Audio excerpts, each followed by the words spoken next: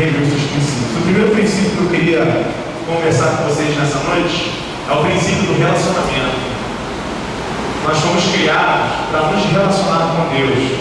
Eu não sei se vai te escandalizar eu usar o Novo Testamento ou usar a Bíblia no celular. Te escandaliza se eu fizer isso? Não? Então beleza. Vamos abrir a Bíblia em Números 12, de 1 a 8. Primeiro princípio que eu quero trabalhar com vocês nessa noite é o relacionamento que nós temos com Deus. O objetivo para o qual Deus nos criou.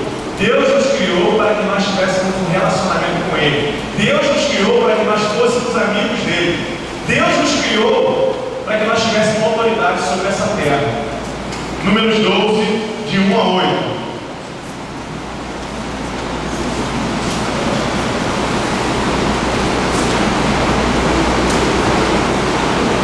Amém? Ora, falaram Miriam e Arão contra Moisés por causa da mulher cuxita que eles tomaram, porquanto tinha tomado uma mulher cuxita, e disseram: porventura falou o Senhor somente por Moisés? Não, falou também por nós. E o Senhor o ouviu? Ora, Moisés era um homem muito manso, mais do que todos os homens que havia sobre a terra. E logo o Senhor disse a Moisés, a Arão e a Miriam: saímos três à tenda da revelação, e saíram eles três. Então o Senhor desceu em uma coluna de nuvem, se pôs à porta da tenda, depois chamou Arão e Miriam, e os dois acudiram. Então disse: ouvi agora as minhas palavras. Se entre vós houver profeta, eu, Senhor, a ele farei conhecer em visão, em sonhos falarei com ele. Mas não é assim com o meu servo Moisés, que é fiel em toda a minha casa. Boca a boca falo com ele claramente, não em enigmas, pois ele contempla a forma do Senhor. Se eu te dar uma caneta, anota esse negócio aí, eu vê se traz esse negócio aí. Porque, pois, não temeis falar não do meu servo contra Moisés. Esse último versículo: boca a boca falo com ele claramente, não em enigmas, pois ele contempla a forma do Senhor. Porque, pois, não temeis falar contra o meu servo contra Moisés. Pai, tem misericórdia de nós nessa noite, Senhor. Eu acredito nessa adolescência, acredito nessa juventude, eu acredito porque eu sei que o Senhor fez em mim, que o Senhor pode fazer através dessa galera tão boa, tão cheia de talentos, tão cheia de habilidades, alguns tão cheios do Espírito do Senhor. Eu acredito nisso, por isso estou aqui. E eu quero te pedir que em nome de Jesus, o Senhor nos ajude a não negociar os teus princípios nas nossas vidas. Senhor, nós não queremos aceitar trocar os teus princípios por qualquer outra coisa. Nós não queremos trocar a tua vontade nas nossas vidas.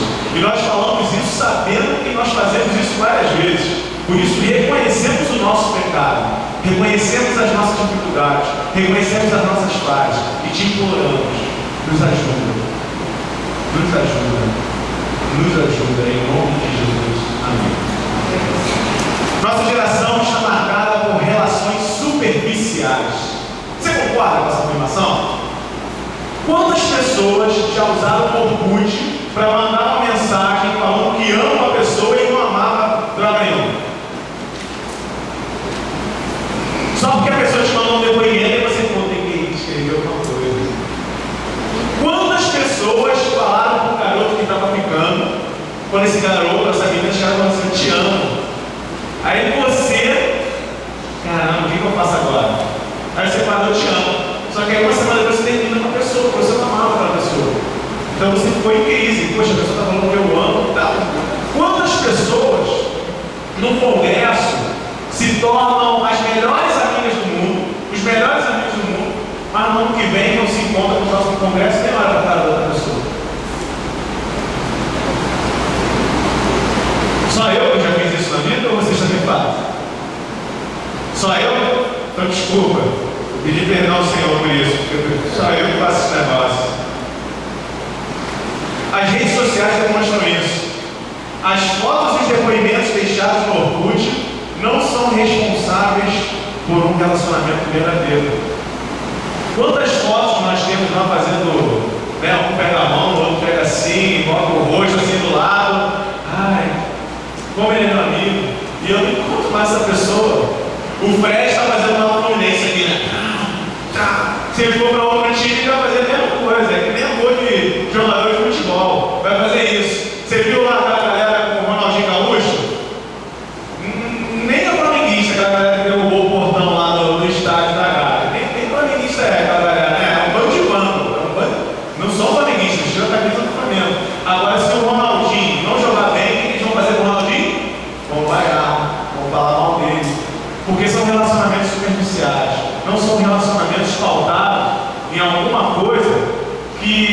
que vai ser eterno. São relacionamentos superficiais. O nosso relacionamento com Deus não tem nada a ver com os relacionamentos que temos com outras pessoas, no Orkut ou no Facebook. Quantas pessoas usam o Twitter ou o Facebook e falam assim: Senhor, tu és maravilhoso, tu és justo. Mas aí chega ali na rua, acontece alguma coisa: caramba, Deus, eu faço tudo certo. Por que o Senhor não está deixando acontecer isso? A justiça de Deus, a boa, perfeita e agradável vontade de Deus está condicionada com a minha boa, perfeita e agradável vontade. Se a minha vontade é suprida, naturalmente Deus tem que ser louvado. Se a minha vontade não é suprida, Deus, por que o Senhor está fazendo isso comigo? Eu sou tão bom, eu sou tão legal, eu faço tão bem com as pessoas, eu estou até me esforçando para a minha vida, eu não entendo nada, eu estou me esforçando para a minha vida. Quantas pessoas não fazem isso? Moisés tinha um relacionamento tão profundo com Deus que quando pessoas se levantaram contra ele, o próprio Deus se manifestou a favor de Moisés. Moisés tinha um relacionamento tão profundo com Deus que quando pessoas se levantaram contra ele, Deus intercedeu por Moisés. Ele brigou com a galera. Ele mandou a real, não estava na cara, literalmente falando na cara dela. Às vezes reclamamos que as pessoas se levantam contra a gente e Deus não faz nada. A minha primeira pergunta para você nessa noite é: como é seu relacionamento com Deus? É sincero? Será que o teu relacionamento com Deus é tão sincero que se alguém se levantar contra você, Deus vai em teu favor? Ou será que a tua vida não vale nada mesmo? Você não está nem aí para o teu relacionamento com Deus, ao ponto das pessoas se levantarem contra você e Deus está falando assim: fulaninho, consequência. Como é que você quer que eu faça alguma coisa por você? Você está plantando isso tudo. A gente não é humilde o suficiente para reconhecer a nossa posição de pecador e reconhecer que Deus criou o homem para ter amizade com ele, para se relacionar com ele. Deus criou o adolescente para se relacionar com ele de forma sincera, e nós não somos sinceros com o Senhor. O primeiro princípio de uma vida com Deus é você entender o relacionamento com ele. É você entender que Deus é sincero com você e você precisa ser sincero com ele. Deixa eu te contar um segredo. Sabe qual é um dos grandes pecados da minha vida, dos grandes problemas da minha vida? É a internet. Quando eu casei com a Ana, eu falei para a Ana assim: Ana, pega esses sites aqui, ó, de cabeça. Bloqueia isso no nosso computador. Bloqueia isso no nosso computador.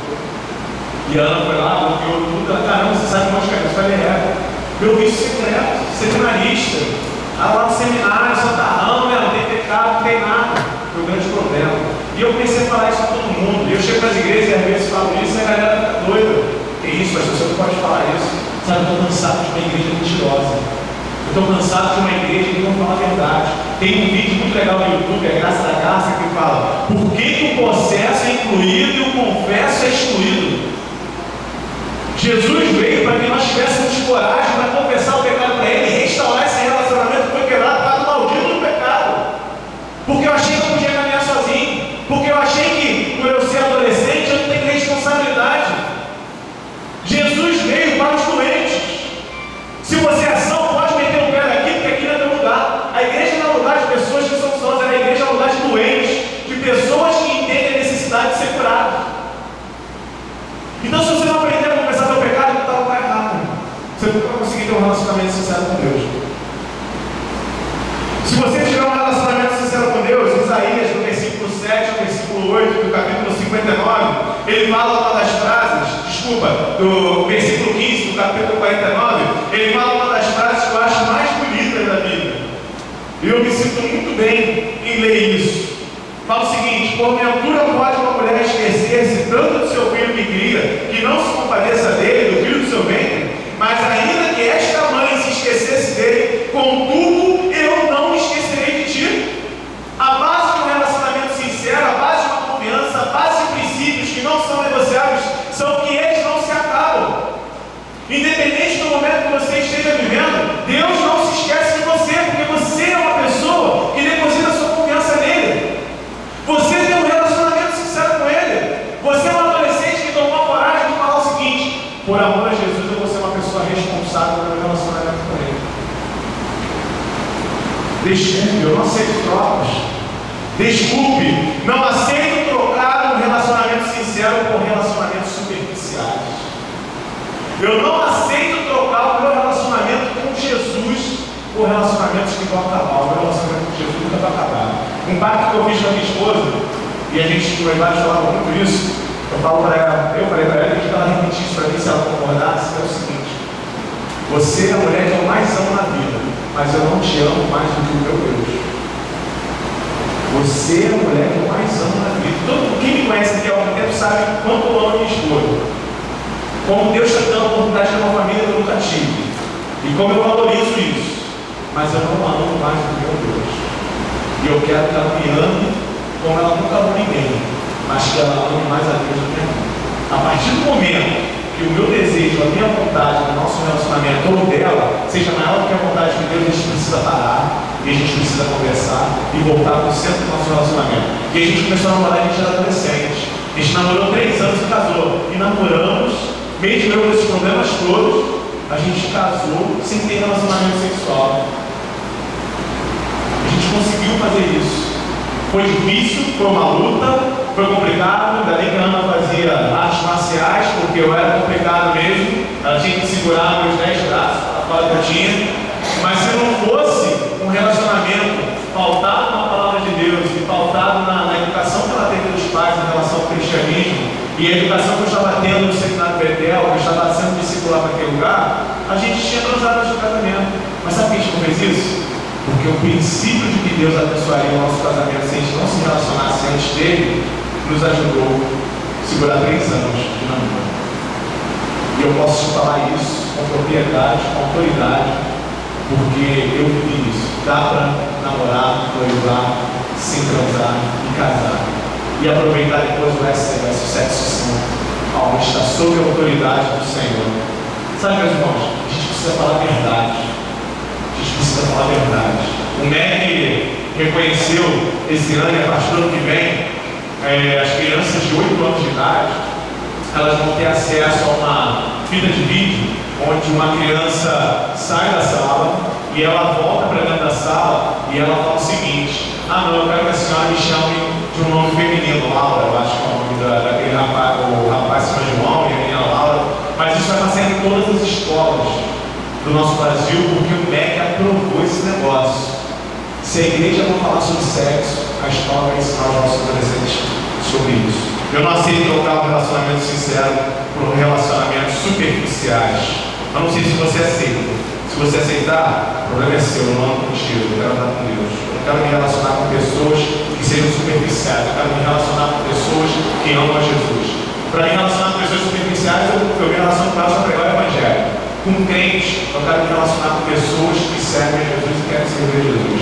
Segundo princípio dessa noite: obediência.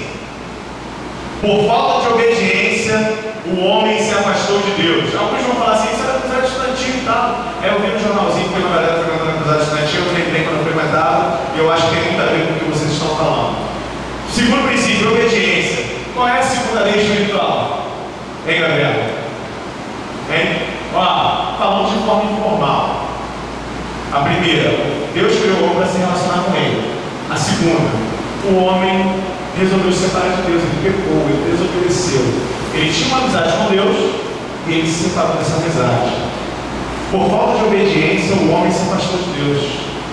É o pecado. Se você quiser abrir a sua Bíblia em João 15, de 13 a 14.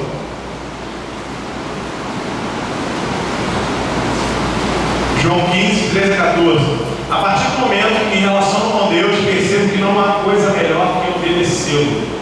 A partir do momento, entenda que isso é um caminho. Primeiro eu escolho me relacionar com Deus. A partir do momento que eu me relaciono com Deus, estudo a palavra de Deus, oro, tenho comunhão com os meus irmãos, eu percebo como é importante obedecê-lo. Eu só vou obedecer a Deus se eu conhecer os seus valores. E eu só conheço os valores de Deus através da palavra de Deus. João 15, de 13 a 14. Ninguém tem maior amor do que este, de dar a alguém a sua vida pelos seus amigos. Vós sereis meus amigos, se fizerdes o que eu vos mando. Quando eu preparei essa mensagem, não sei se essa música é velha, não sei se vocês conhecem, não precisa tocar não, mas se vocês conhecerem, vamos cantar juntos para a igreja. E aquela música fala assim: não existe nada melhor, pode botar, do que ser amigo de Deus.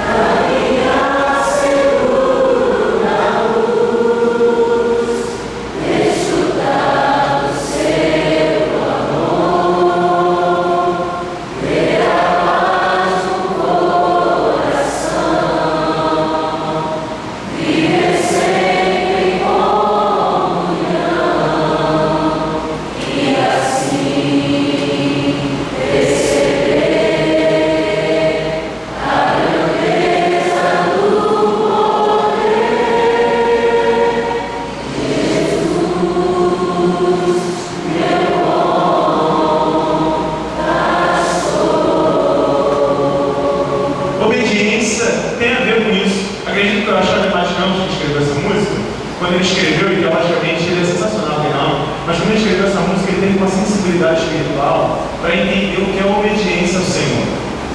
Essa ideia de você obedecer de forma agradável. Você quer obedecer porque você sabe que aquele que vai te dar informações, que vai te sugerir, que vai até te mandar, ele tem algo de bom para te oferecer, para produzir na sua vida. Essa é a ideia do discipulado, discípulo ao lado, alguém que acompanha outra pessoa. Se nós somos discípulos de Jesus, nós acompanhamos a ele. Lembra aquele filme do Forrest Gump, que o cara corria, ele ficou correndo acho que uns 2 anos lá, e ele ficou todo barbucão, cabeludão, e as pessoas começaram a segui-lo, porque ele era diferente, então vão correr junto com ele. Aí começaram a correr, e corriam, aí tem uma hora ele parou.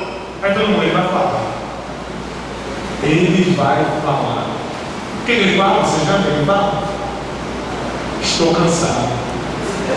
E volta para casa andando, sem perspectiva de vida nenhuma. E aquelas pessoas que o seguiram, falaram, esse cara não tem conteúdo nenhum. O que eu vou fazer da vida? 2 anos correndo, perdendo emprego, é claro que é uma história de ficção. Mas quantas pessoas estão seguindo coisas que vão acabar? E nós temos a oportunidade de seguir aquele que é eterno. A gente tem a oportunidade de ser amigo daquele que nunca vai abandonar a gente. A gente tem a oportunidade de ser alguém que pode ser seguidor de alguém que é perfeito, alguém que nunca vai falhar. Por isso que nós decoramos, PT, em qualquer outro lugar, Romanos 8:28, todas as coisas contribuem para o bem daqueles que amam a Deus, a gente sabe que ele nunca vai falhar. É por isso que eu escolho obedecer esse Deus. É por isso que esse é um dos princípios da minha vida. Obedecer àquele que tem algo muito maior do que eu para me oferecer. Isso é um princípio. Você conhece várias pessoas na Bíblia, outras pessoas que amaram tanto a Deus, que resolveram ser boca de Deus, profetas, boca de Deus. Eles não estavam preocupados se a sociedade ia gostar deles, eles estavam preocupados se Deus ia aprovar a vida deles. Sinceramente, meu irmão, eu estou pouco me importando se Deus vai permitir que eu seja pastor de igreja um dia. Eu estou pouco me importando com isso, porque não é isso que é o alvo do meu ministério. O alvo do meu ministério é amar Jesus. E se for necessário recusar o título de pastor para amar Jesus, eu quero recusar, porque eu sei de onde ele me tirou. Eu sei de onde ele me tirou. Você sabe de onde Deus te tirou? Ou ele ainda não tirou? Ele ainda não te tirou. Eu sei de onde Deus me tirou. Eu sei que eu estava numa cama de hospital no Andaraí, porque eu tinha escolhido fazer coisas erradas.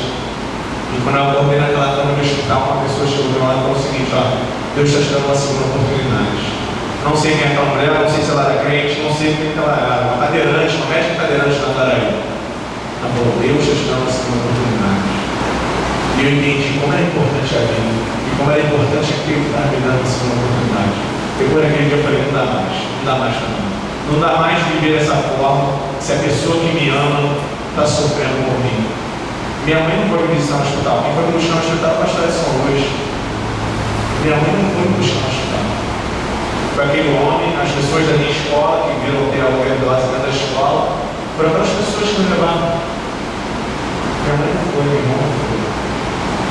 Mas Deus permitiu que aquelas pessoas estivessem ali e demonstrou o amor dele por mim.